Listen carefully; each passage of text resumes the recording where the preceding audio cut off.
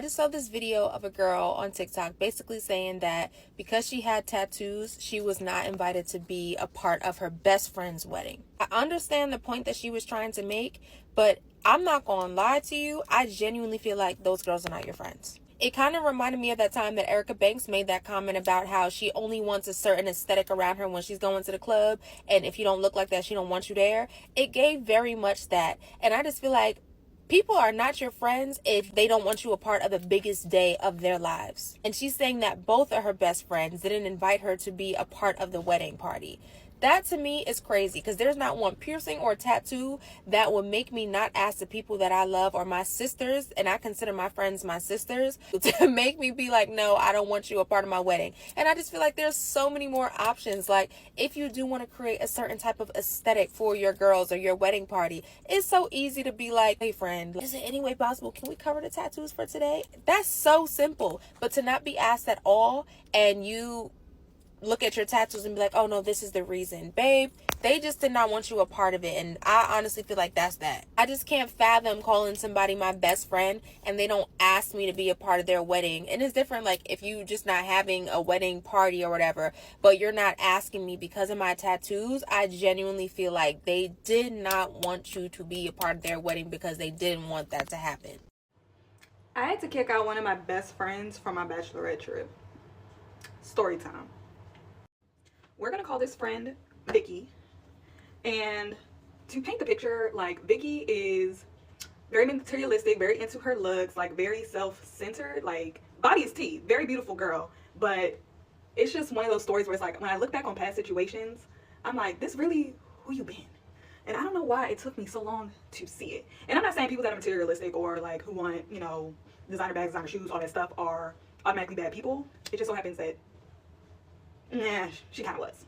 First things first, I am extremely type A. Like, I planned my entire wedding and not bridal shower, but bachelorette by myself.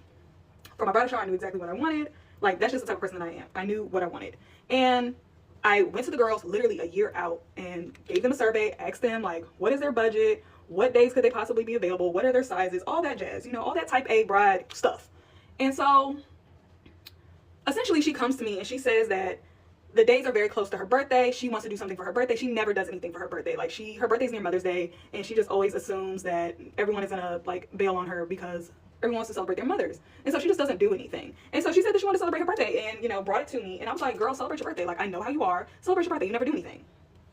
She ultimately decides that she's gonna come on the trip. She doesn't want to miss anything. She ended up missing our other mutual friend's bachelorette last year when we went to Tulum, and she didn't want to miss anything else. And so I'm like, okay, cool, like, that's a bet. And so she goes through all the planning with me, and again, I am very type A. So I put out a PDF with where we're staying. I asked the girls where they wanted to stay. I didn't just pick the place. So we all agreed on it. We, you know, calculated how many beds and blah, blah, blah, all that stuff. We knew exactly how much everything was going to cost. Again, type A. I made a whole PDF with payment plans. So each month we were paying for something different. One month we're paying for an excursion. The next month we are paying for a table at a club. The next month we are paying for the rest of the Airbnb, like all that stuff.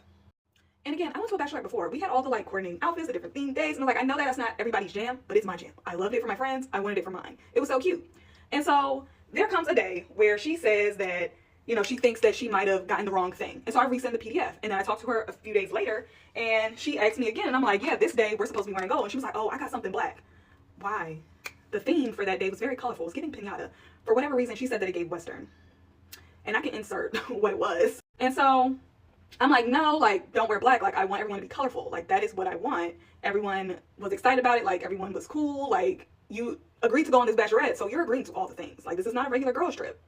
And so she's trying to, like, laugh it off and make jokes and stuff. But I keep insisting, like, no, like, I want you to wear color. Like, get a pink top, get something. Because the bottoms were black. And so she was going to wear, like, a black top or something. I don't know. But that was, like, the first thing. Because I felt like she was trying to, like, basically get away with it. Like, and I know it's so dumb. It's so dumb. Like, I'm upset about outfits.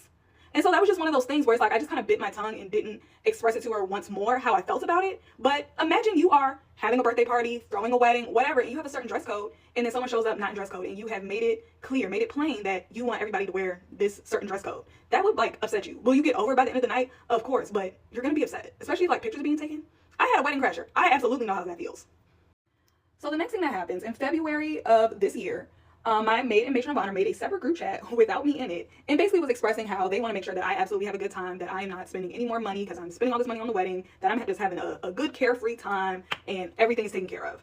And all of the girls are in agreement, except for one, except for Vicky. And so essentially, Vicky is like, okay, cool. Oh, wait, backtrack. My friends actually, my maid and matron of honor had accidentally put it in the group chat that I was in at first, and everyone loved the message, including Vicky. But then when the other group chat got created without me in it, that's when she started expressing concerns and essentially had said like, oh, she was already planning to do something separate for me, that, you know, she shouldn't have to dish out a X amount of money when there was no set amount of money. It was just saying like, we want to make sure Jazz is absolutely taken care of. So my cousin ends up texting me saying like, Vicky's getting on my nerves, like I'm about to go off on her. And so I'm like, don't do that. Let me see what's going on. So I take my sister's phone and I'm trying to read all the messages, and she's just very hostile. Like, it's giving, oh, y'all can do the most for the bride, but I'm not going to do it. Like, y'all can do the most for Jazz, but I'm not going to do it. I already had something I was going to do. That's what I'm going to do. I'm not doing that. Like, she was essentially like trying to express that maybe she didn't have the money, but everyone has basically said like they're going to do what they can. Like, there was no set amount to say, oh, give Jazz $200 each. Like, that's absurd. I'm sorry, it is. And me, like, I'm not even looking for that. Like, the fact that you wanted to do that, absolutely beautiful. I thank them so much, but that's just not the type of time I'm on. And so I ended up responding in the group chat as my sister. And she like went off on me. She was like, oh, you trying to play with my pockets? You trying to do this? You trying to do that? Like, I got money. I got whatever. Like, so it's like, no one's saying that you don't got money, girl. Like, we're just trying to get this together and make sure everybody's on the same accord and no one feels like they're being pressured to do something. No one said that you ain't got it. Calm down. Okay, now at this point, it's about March. And in March, we were paying for the table. And maybe like a few weeks before that, she had let me know she had just had surgery done. And so she was letting me know that like she's not drinking right now because it's like a part of her recovery. She just wants to remain like sober. And so I'm like, okay, girl, like that's cool. Like, I ain't about to be pressing you out because you're not drinking. She was like, yeah, I don't want to be like bringing down the vibes, blah, blah, blah. And I'm like, you're not going to be bringing down no vibes. Like, take a shot of cranberry juice, shake yourself up. Like, everything will be cool. And so we're laughing about it. She's like, okay, cool, bet. Like, I don't want people like looking at me weird or whatever. I'm like, no one's gonna be looking at you weird. And mind you, she knows basically everybody on the show except for like one person. So why would anybody be looking at you weird? When it came time to pay for the table, everyone sent in their money. I sent the reminder, blah, blah, blah. And then the end of the month came and she never sent any money. She ended up sending me money for the remainder of the Airbnb. And so I had texted her and was like, hey, you know, the payment for the table was due, but you sent me the one for the Airbnb. Like, they were like the same cost. So I was like, did you mean to like say the table? And she was like, no, Jazz, remember I said that I wasn't drinking. And I'm like, yeah, I remember you saying that, but that doesn't mean that you're not paying for the table. Like, you didn't say that. Like, you're still sitting with us in the section. You're still drinking the juice. You're with us. Like, I wouldn't have counted you in the count. Like, you know what I mean? Like if you've ever purchased a table, like, you have a set number of people on the table. And I'm sorry, I'm not a nigga. I'm not sponsoring you to be in the section. Everybody's paying their way. Like, I paid for the table. I paid for everything before getting there. So why can't you? And so her argument was that she can probably get into the club for free. Like, she probably doesn't need to pay, blah, blah, blah. And I'm like, yes, I understand that, but we're getting a section. And I told her, I was like, had you properly articulated that you did not want to pay for the table instead of just saying like, oh, I'm not gonna be drinking. Like, one doesn't have nothing to do with the other. It has nothing to do with the other. So, you know, she was just like, well, I don't feel like I should have to pay. And so like that just became a thing. And then she ended up sending me like a portion of the money or something. And then later on said that she felt like she was guilt tripped into that. And I'm just like, this is starting to become too difficult. I'm starting not to like this and it's bothering me. So I had to kick out one of my best friends from my bachelorette trip. Story time. A few moments later. And so after that, she ended up texting me in the middle of the night, because I didn't see it till the next morning, and basically said that she was starting to feel uncomfortable about the idea of going on the trip. Mind you, this is a month before the trip. And so at that point, I was like kind of relieved, because like I said, I was starting to feel some type of ways. Like, it seems like everything's a problem. The outfits are a problem. Making sure that I have a no spring weekend is a problem. The table is a problem. Like, everything's a problem. Why are you even going on the trip? Like, whether it's a girl trip or bachelorette, like, we're doing group activities. But she didn't say that, and I was just like, okay, like, I can't force you to go on the trip, but if you're feeling uncomfortable, then, you know, like, I don't want you to feel uncomfortable, but I can't press you to go on the trip. And so that was my nice way of saying, like, you gotta make this decision. And so she said that she wanted to talk about it, and, you know, like, the things that she had been feeling. And so I was like, okay, cool. So me and her, we talked, and I remember, we talked right when I got off work one day. I'm sitting in the car, like, I'm literally sitting in the school parking lot for like an hour having this conversation with her. And long story short, she said that she didn't feel comfortable going all out for me, because she feels like I don't go all out for her. And I'm just like, okay, receive. Like I said, like, I'm not gonna say I'm the best friend in the whole world. Like, if you've had these feelings towards me, cool, but you should have said these things months ago. You're gonna tell me this a month before my trip? The trip that is for me, because I'm a bride and it's a bachelorette? I think that's kind of crazy. And so we had this conversation. She said that she feels like I don't go all out for her, I don't visit her, and all these other things because she moved. But I've also moved. Like, right now I'm currently in Turkey. Ain't nobody rushing to get on a plane to come see me, and that's completely understandable. Ain't nobody y'all didn't sign up to go across the 7 seas to go see me and my man. I did that. So if nobody visits, then nobody visits. I can't put a gun in nobody's head. And so she can't put a gun in nobody's head to be like, oh, y'all never come to see me in North Carolina. First of all, I came to see you. And then she tried to flip it and say, yeah, you only came because you were going to that festival. But I still reached out and said, hey, I'm going to be in your city. I'm going to be close by. We should link up. Right? Saying that, oh, I've never done anything for her birthday and stuff like that. I'm like, I've definitely done stuff for your birthday and listed the receipts. Saying that, but then she also said, like, oh, it's not just you. It's like our whole friend group. Okay. So are you having this conversation with everyone else, or is it just me? You have beef with everybody, but I'm getting it. I'm the one that's at gunpoint. And so by the end of our conversation, of her telling me that I'm a bad friend, she basically has said that, she was still going to continue to think about it and all that stuff. She's never been on a bachelorette trip and she really wants to go, and how she hasn't been on a girl trip in a long time, and the ones that she's been on before were essentially hell and all that other stuff. So I was like, okay, you make the decision. Oh, I forgot to add, in that conversation, she had pointed out the fact that she was missing her birthday to go on my trip. And I made sure to say, I told you to go on your birthday trip, if that's really what you wanted to do. No one is forcing you to come to my trip, especially not with the energy that you're currently bringing. And so I was fully going to let her make the decision. Like, I didn't need any more stress when it came to this trip and when it came to Vicky. So it was going to be up to her. That was until one of our mutual friends, but my best friend, had sent me a TikTok. And the TikTok basically said, people who are committed to misunderstanding you are always going to misunderstand you. Like, they're never going to fully hear you because they're not your people. And when I say that thing shook me to the core, and I literally knew instantly that I had to uninvite her. It wasn't going to be her decision. It had to be my decision, because I know that right now she's not my people. Maybe we can work on being each other's people again, but right now her going on this trip is not something that should be happening. And then she, was saying how, she felt uncomfortable, like she thought people were going to judge her and stuff. And it's like, if you feel like people are judging you, it's probably because you've been acting low-key batshit crazy. And, well, not batshit crazy, but you've been doing things that other people do not agree with, and I think you know that deep down inside. Like, if you are worried about other people judging you, you know that you was talking to my sister, aka me, wrong as hell. Like, you was talking to my friends, one or two of my friends that you haven't met, talking to them crazy. Like, everyone sees that your vibe is off, so I think you knew that they knew that your vibe was off. But anywho, after I saw that video, I was like, I have to invite her. And I told our mutual friend, we'll call her Kiana. Yeah, because she won't come up later. We're going to call her Kiana. I told Kiana that, like, I have to invite her. She was like, how do you know? I'm like, girl, God told me. She was like, God told you, how you know? I'm like, I just know. I just know. Like, I literally just felt it in my spirit. And, with the week that we had with all the conversations, it was clear as day to me that video was telling me that she is not my people. And that's okay.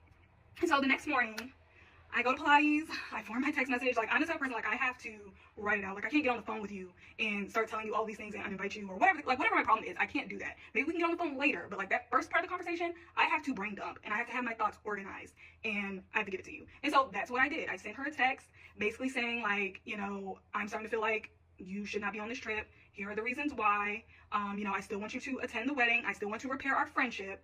And yeah, like, that's the short version. It was a very long message. And so she ends up calling me because she's the type to call and just confront. And she was essentially just talking at me the entire time. Like, I did not get a word in, and I low-key didn't want to get a word in because I said everything that I needed to say. And I had told her, like, I want to mend this friendship. Like, whatever problems that you feel like you have with me, I want to try to do better, okay? Like, I'm not against reflecting and holding myself accountable for how I possibly have made you feel in the past. But I don't think we should be mending this friendship on a bachelorette trip that is meant to shower me with love. If you're feeling a way about me and you feel like you can't celebrate me, you shouldn't be there. And so at the end of our phone conversation, she said that she was still going to come to the wedding. That, obviously her feelings are hurt, but she still wanted to come and support me and Justin and all that stuff. And I'm like, okay, cool. Like, again, like, this isn't me trying to end the friendship. Like, that was not my end goal. And so, even though now I'm saying, like, I knew that she wasn't my people, she wasn't my people to go on the trip. But that's how it ended. And I went about my day, did some things, went and ran errands and all that stuff. And she ended up running to Kiana and trying to gaslight Kiana. And I realized I was being gaslit when I went to my laser hair appointment, and I'm telling the laser specialist what's going on. And she was like, girl, she's gaslighting you. And I'm like, oh my gosh, she is. And she's gaslighting Kiana. So she went to Kiana just basically, to vent and, make it seem like I'm being unreasonable and that I used her words against her. and all these other things. And it's just like, I didn't use your words against you. I didn't use your feelings against you. I used your feelings and my feelings in both of our words to make a decision that I felt was going to be acclimable for both of us. Because again, if you were feeling like I'm a shit friend, why would you want to come and celebrate this shit friend? You didn't want to come and celebrate this shit friend. Mind you, Kiana is one of the friends that she said wasn't reaching out to her as well, and that, you know, it wasn't just me, it was like the other girls in our friend group too that she felt like weren't being good friends. So if you feel like I'm not being a good friend, Kiana's not being a good friend, why are you running to Kiana to vent about me? None of us are good friends. And then come to find out, she went and ran to one of our other friends, and mind you, I introduced her to Kiana and this other friend. We'll call her Dana. Come to find out, she called Dana too, trying to, you know, essentially run up on me. I didn't tell nobody about the situation until I was ready. I didn't want to bombard anybody with all of my emotions and have them feel like they gotta pick a side. Like, and that's what she was trying to do. And so once I talked to Dana, because I talked to Dana maybe like 2 weeks later about the situation, because we had a nice little girls' day. And once I told her the story and everything from the top, she was just like, oh, yeah, it's a bit more complicated than that. It's not just me uninviting her out of the clear blue sky. Like, you expressed concern about going on this trip. Yes, I said that you could make the decision, but yeah, I couldn't leave that up to you. That's what God told me. And so essentially, me and her are going back and forth the entire day about, you know, what was said, who was using words against each other, and blah, blah, blah. And it got to a point where it was just like, girl, God told me to do this, okay? And then she mocked me. She mocked me and she mocked God. And that was it. And at that point, I was just like, there's no going back from this. You are mocking my ear to God. You are mocking my relationship with God. And you were just mocking God's words. Yeah, it's not what you want to hear. It wasn't what I wanted to hear either, okay? When I got that word, I felt like I was going to throw up. And so after that, I had actually blocked her. And I was like, no, Jasmine, don't do that. Don't. Because once I block you, it's over. Like, I only block a handful of people in my life. Especially people that I know. Like, it takes a lot for me to block you. I was just like, no, we'll bounce back from this. Like, I'm still having hope to mend this friendship. And then I unblocked her. And I had only blocked her on, like, maybe via text and on Instagram. And I unblocked her. And then I get a notification, because TikTok love to tell everybody business. I got a notification that she was on my TikTok. And so I was like, oh, okay, whatever. And I was on the phone at that point talking to somebody. And so later on, I was like, I wonder why she was on my page. And I go to, like, find her page. Can't find it. She blocked me. I go on Instagram. Unblocked. And so I was like, oh, okay. I guess the friendship was of no value. Overall, my thing was like, because I took the power from you, because I made the decision. Yes, I did tell her she could make the decision. But since I made the decision, I listened to God. Now I'm the bad guy. Because had she made the decision, we'd probably still be friends right now. That's the whole kill. Like, that's the gag. We will probably be still friends. She probably would have came to my wedding still. But because I made the decision, I'm terrible. If it walk like a duck, talk like a duck, it's probably a narcissist. And that's the reason why I had to kick her out of my bachelorette trip. Am I the asshole? Let me know. Good morning, everybody. It is 9:44 in Turkey. So for some people, y'all gonna see this either in the middle of the night or when y'all wake up, whatever. But the comment says, were there signs that this friendship needs to end prior, and are Dana and Kiana still friends with Vicky? So I have some notes. We're gonna go through, and hopefully I can be quick. I'm gonna do my skincare with you guys while I tell some of these little stories. So let's get into it. Okay, so I met Vicky in like 2016, and I met her at a time where me and another friend had went through a friendship breakup. That was my first one. That's a story for another day. But she was also going through a friendship breakup, so we basically trauma bonded. So really, that's the first red flag. But the first situation where me and her kind of got into it was Dana's birthday, and Dana was having like a pole dancing class type of birthday, and she wanted everybody to wear lingerie. I want to say she wanted everybody to wear all black, but Vicky had injured her foot and was wearing a boot, not a cast, a boot on her foot. And so she was like, you know, she didn't feel comfortable, you know, wearing all the lingerie or whatever because of the foot, like the boot was gonna throw it off or whatever. And so she said, I'm gonna wear a cow suit, a cow onesie as a joke. And I'm like, no, don't do that. Like, I introduced her to Dana. Dana is my friend. I'm like, it's her birthday. Like, that's kind of taking the attention off of her and putting it on you. Like, don't do that. And she's like, it's just a joke. Everybody's gonna laugh, blah, blah. And I'm like, no. And it turned into an argument. And that was the first argument that we had. And that was something that got brought back up. Like, Vicky has always been attention seeking. Remember when she wore the cow suit, or she wanted to wear the cow suit? She ended up not wearing it because I got on her. But the next thing, she essentially, like, I put her in a group chat, and it's me, Kiana, Dana, and our other friend, we'll call her Elsa. And essentially, she stopped talking to all of us randomly, except for Dana, and invited Dana to like a girls' night that she was having. Did not tell anybody else anything. Dana didn't even tell us that she was invited. And at that time, I think Dana was really close with her, and she kind of wanted the same lifestyle that Vicky had. And so it was kind of blindly following her, not realizing that she was being toxic.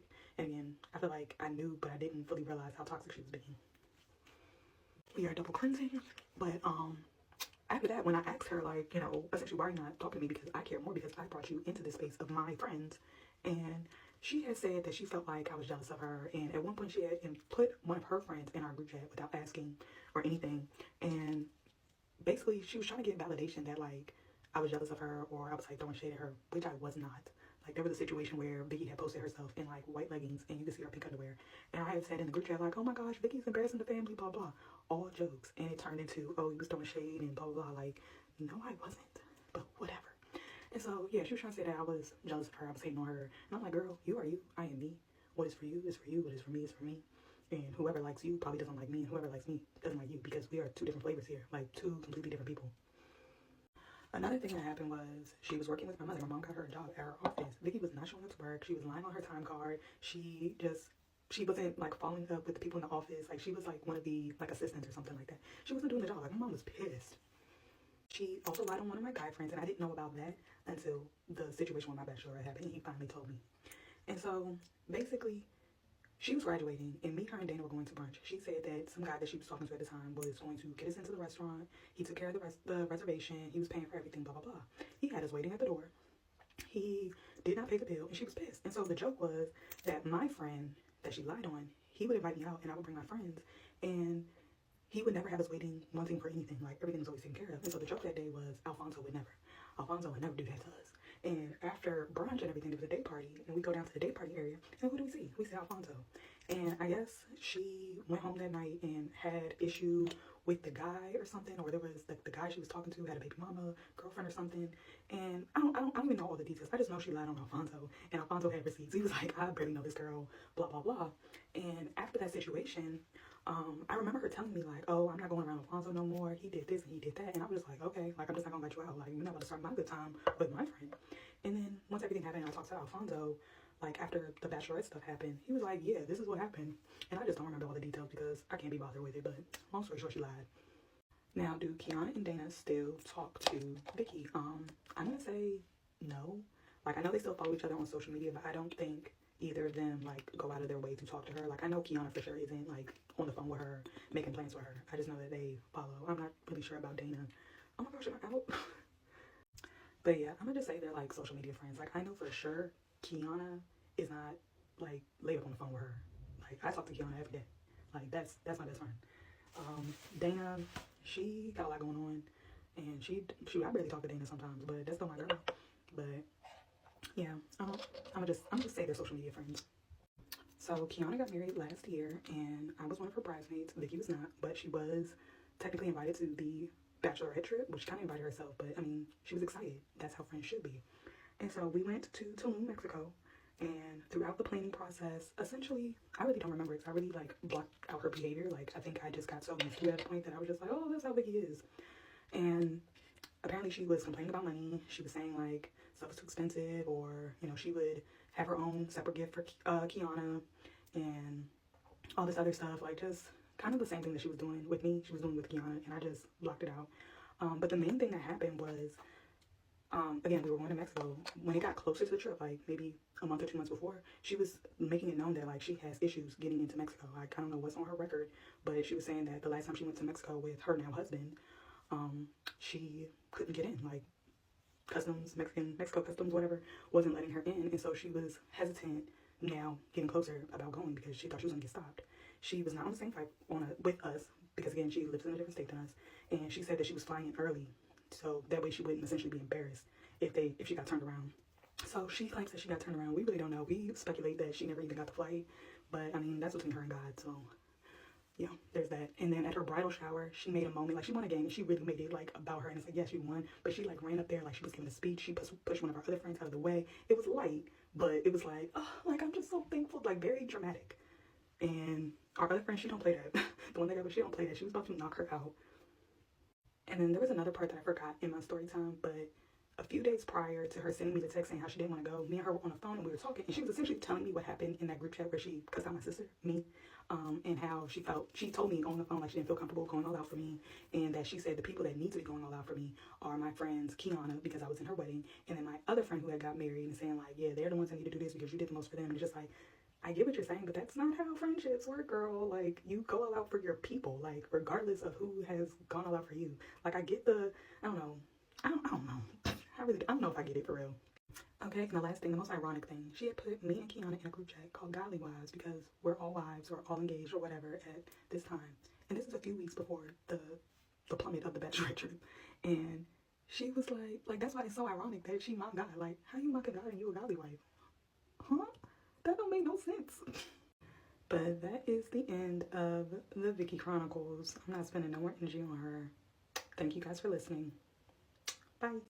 I didn't have not one, not two, but 3 wedding crashers. Story time. So in my last story time about my friend who got kicked out of my bachelorette trip, I dropped that we had a wedding crashers. A lot of people just get past that. But there was a few that was like, hold on, ma'am. What do you mean by that? Like, what do you mean you actually had a wedding crasher? I'm going to tell you how. So at this point during our wedding day, we are in like the holding room waiting to go into the reception. So we're eating our hors d'oeuvres, drinking our drinks, just trying to relax and get ourselves ready to go into the reception. So Justin's best man, we'll call him Black, he comes in, he says, hey, Jackson's friend is here. Jackson is Justin's brother. So Jackson's friend is here and she's trying to come to the wedding. Justin is just like, what are you talking about? Tell him to go home. Okay, tell him to go home. We don't have no seat for him. There's no plate for him. Who even told him to come? And so I'm listening, but I'm like, okay, Justin got a handle. I don't need to say nothing because you already know. I'm gonna be mean about it on my wedding day. I planned this wedding too long and too hard.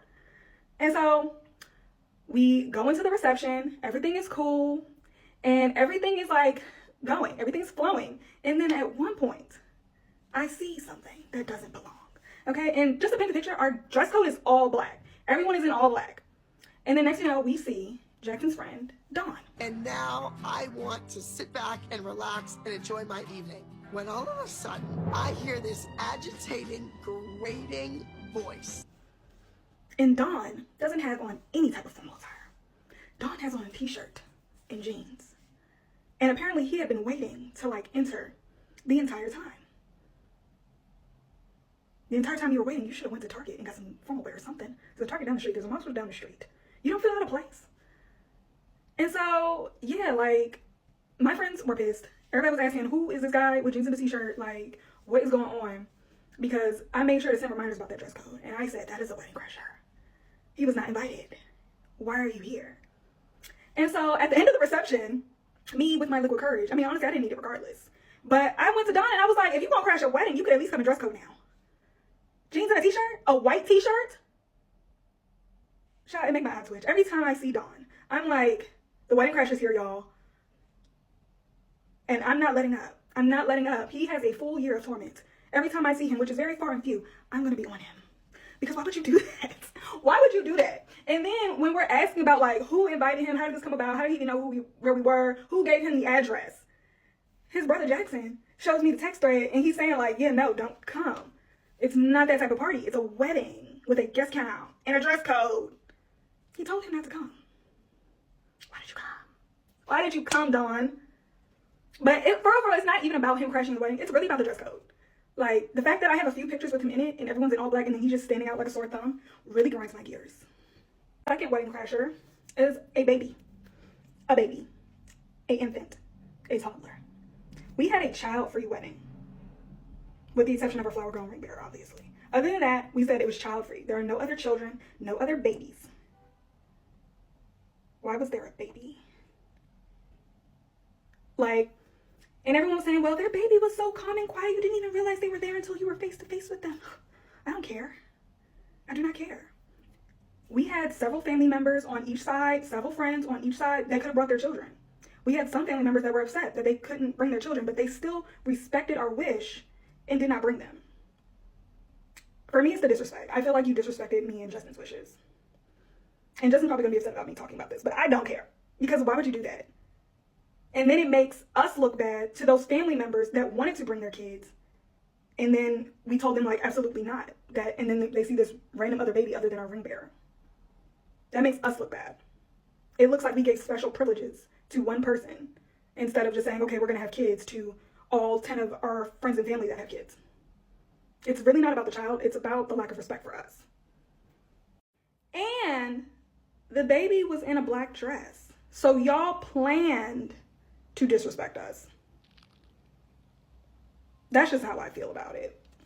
And then the last wedding crasher that I didn't even know crashed until I got our photos back was one of Justin's cousin's sons. And he literally came in probably like the last 20 to 30 minutes of the wedding. I had saw him when I just like went out to like use the bathroom really quickly, and he came in, gave me a hug and everything. Didn't even know he was in the hotel the entire day until that moment. But I didn't know that he actually went into the reception space until I saw the pictures. And that I'm okay with. It's the end of the wedding. It's cool. Like, the cousin essentially respected our wishes until the absolute very end. I'm okay with that. Like, they're not really a wedding crasher for real, but, you know, it has to be dramatic. But yeah, none of those wedding crashers, however, will be in our wedding books. And I ordered 3. None of them. That's how we came to have not 1, not 2, but 3 wedding crashers. Only us. It would only happen to us. Since this is possibly the final season of TikTok, it's time for me to be honest with you about a few things. I'm just kidding. There's nothing, no big secret that I need to tell. I don't think. No. There's no big secret for me to tell. But I do need to close the loop on something. I owe you a story time about the time I was kicked out of a wedding party. I know. I was supposed to tell you the story a long time ago, but I forgot. So honestly, my part of the story is not that interesting. So there were 4 of us in our friend group. 1 was the bride, and the 3 of us were to be bridesmaids. Well, there was conflict between 2 of the friends and the bride. Separate conflict. The 2 weren't involved with their conflict with the bride. It was separate conflict. 1 was kicked out, and then later the second one was kicked out. And I won't go into detail about that because that's not my story to tell. My story to tell is why I got kicked out. So once the 2 friends were kicked out of the wedding party, the bride came to me and said, you know, it just wouldn't be right if you were still in the wedding. But you are more than welcome to still come to the wedding. So in essence, I just caught a stray. There was no real reason to kick me out of the wedding party other than the fact that my 2 friends had been kicked out of the wedding party. Did I still go to the wedding? No. Was I the only one of the 3 friends to then get blocked on Instagram? Yes. Now, why I got blocked and no one else got blocked, even though I was still invited to the wedding, I have no idea. But that is the story of when I got kicked out of a wedding party.